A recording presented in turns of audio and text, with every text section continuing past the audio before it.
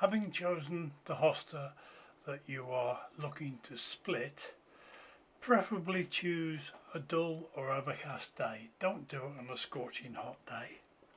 Dig around the plant to loosen the soil, taking out a good root system with it and plonking it on a flat surface. Carefully look for any gaps where you can use the spade to chop it in half. This may not be as easy as it looks, but I'm sure it will survive.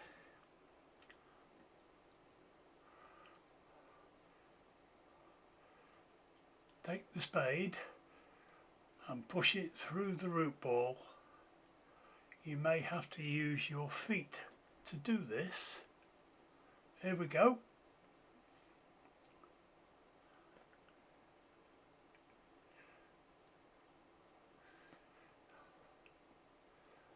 Don't worry about any broken leaves. They'll all keep coming off. They'll be thrown away, put in the compost. Now you have two halves. You'll have a good half and a bad half. Clear all the debris away and then look to see which one you prefer to put back in the hole. That's not a bad one, but that'll be easier to split.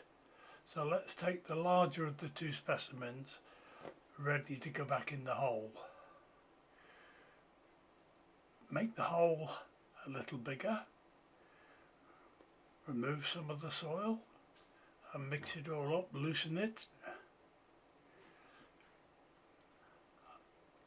Then add some potting compost. This is just ordinary potting compost from the garden, nothing special, just a bit more for the plant to get into, a little bit extra benefit. Take the larger of the two plants, decide which way round you want to put it and put it in the hole.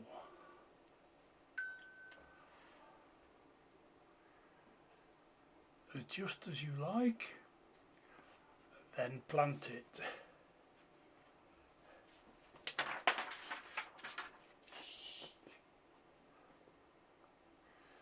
Add a little more compost to fill the hole up properly and firm, firstly with your hands and then give a good firm with your feet.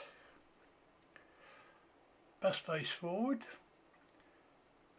tidy up afterwards, but don't forget to label. There we go.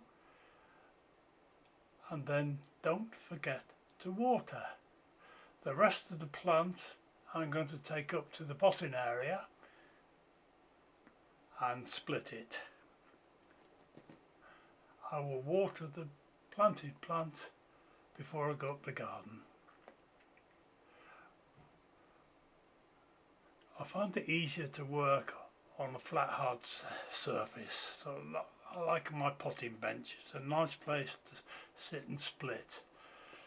You can look at the bit you put in the wheelbarrow and you can find a decent place to use a knife. In this case, a knife will go through quite nicely. You may be able to cut through with a couple of hand forks back to back. Let's have a look.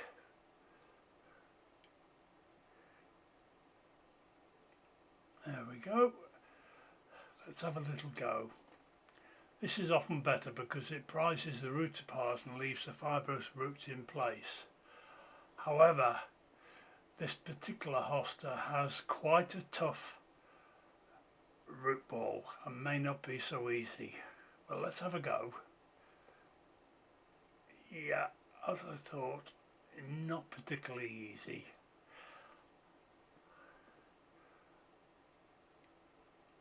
We got that one apart, but I think the rest will use the carving knife.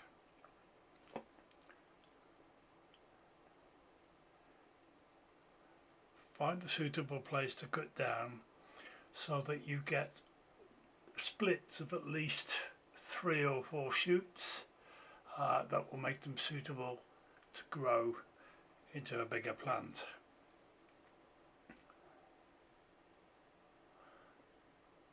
There we go, get another one out of that. So in total we've got 5 decent splits out of that.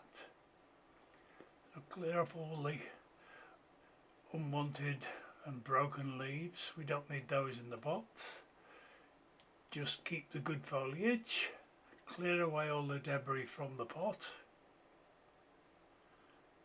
Put that into the bin, the compost bin.